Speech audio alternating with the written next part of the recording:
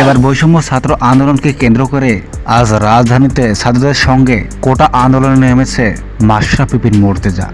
এই সময় মাশরাফি বিন মুর্তজা ছাত্রদের সঙ্গে তাল মিলিয়ে প্রধানমন্ত্রীকে 9টি আবদার পূরণ করার হুমকিও দিয়েছেন এই মাশরাফি বিন মুর্তজা আরও বলেন, ছাত্রদের রক্ত আমি কখনোই বৃথা যেতে দেব না।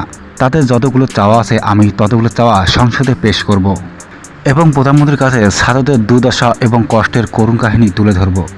আসলে বাংলাদেশের ছাত্ররা সব দিক থেকেই অবহেলিত, বিশেষ করে তারা চাকরির বাজারে ভীষণ অসহায়। তো সম্মত ভিউয়ার্স, মাশরাফি বিন মুর্তজার এমন কথায় আপনি তাকে কি বলবেন তা অবশ্যই জানাবেন আমাদের কমেন্ট বক্সে। এতক্ষণ আমাদের সঙ্গে থাকার জন্য আপনাকে জানাচ্ছি অসংখ্য ধন্যবাদ।